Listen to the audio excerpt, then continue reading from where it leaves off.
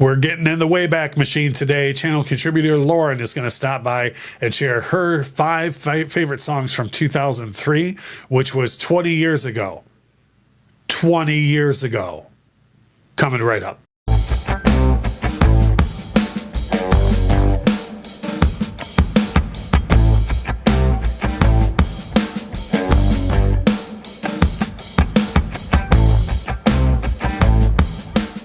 Hey, it's Russ and Lauren from the Infectious Groove YouTube channel, and Lauren is here to depress all of us by reminding us that 2003 is now 20 years ago, which is insane. But no, if you've watched the channel for any length of time, Lauren is never here to depress us.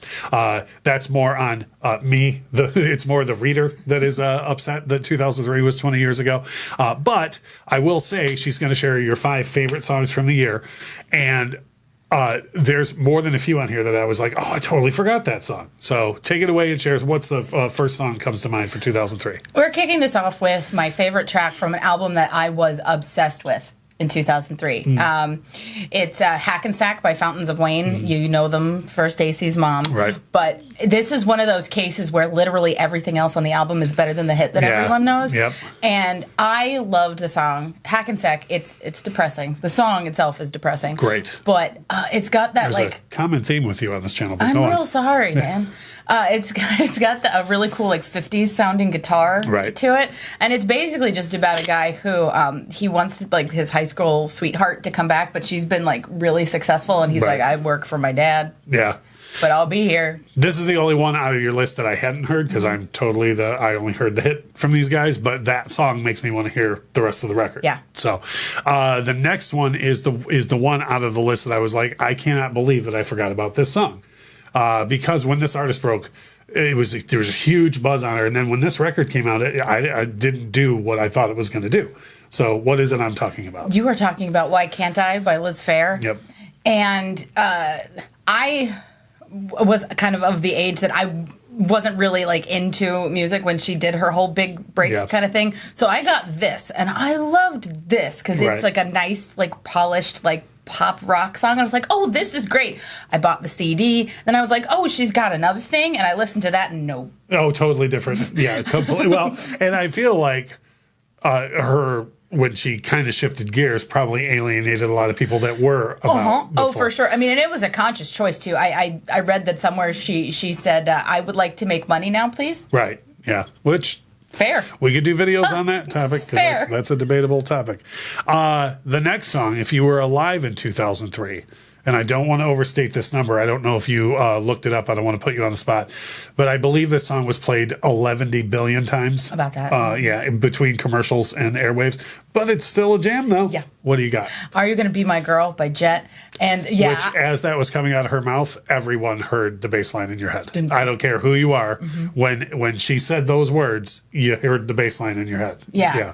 Oh, but it's funny that you even said that, because when I put this on the list, I was like, yeah, it's been in so many other things, but then I remembered I loved this. It's a great song. At the time. I was like, nope. I don't care what anybody says. My favorite part in the song is the clearing the throat at the beginning. It's my favorite part in the whole song. I used to cover it in cover bands, and I'd always make sure to do that just to be a jerk. The next one that you have is one that I would say this song was also played a million times. The bigger hit off the record was played in the 11 billion range. But I would say I like the song far better than the bigger hit. I do too. That's why this one made my list. It's You and I Both by Jason Mraz. This is another one of those, I was obsessed with this album too. And I loved his, he kind of strayed away from it as his career went on, and he kind of became the wedding music guy. Yeah. But this first album from him, the wordplay, I was absolutely brilliant. And this song is so incredibly catchy. And I love the kind of the message behind it too, because he was so incredibly in love, but it's it ended and she found somebody else, and he's okay with it because he's got the memory of the great thing. And I'm like, oh, this song, so deep. And this is, of course, we always put the album art here, but the live version of this as well from the live record that came out, it wouldn't qualify because it didn't come out in the same year. The last one on your list, very quick story I want to share. When this artist broke back then, I was working at a record store, and you could tell this artist had shown up on Good Morning America or Today or whatever, because we went from never having heard of this person before to every minivan within the tri-state area pulling up to our store every day and coming in and asking for this album. And we spent at least 2 weeks being like, who is this person? And did he show up on Regis and Kelly? What happened? And it just blew up. But, credit where credit's due. When you hear the record, you're like, oh, yeah, that's why everybody wants to buy it. Moondance by Michael Bublé. And I had a hard time picking a song off of this album to that's what I say. It's put on the list. It's good. I love Michael Bublé, like always. But this was like really important to me at the time because I was a senior in high school. I was in jazz band, and then Michael Bublé came out with this, and like everybody loved it, and he all of a sudden made the thing that I was doing cool. Right.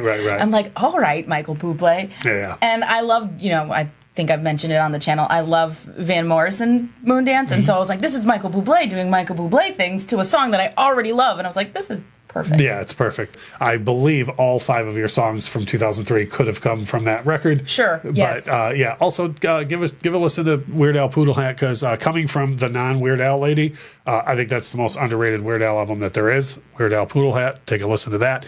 Get in the comments below. How depressed are you that you've realized that 2003 was 20 years ago? What do you think about her choices? Or what were your favorite songs from 2003?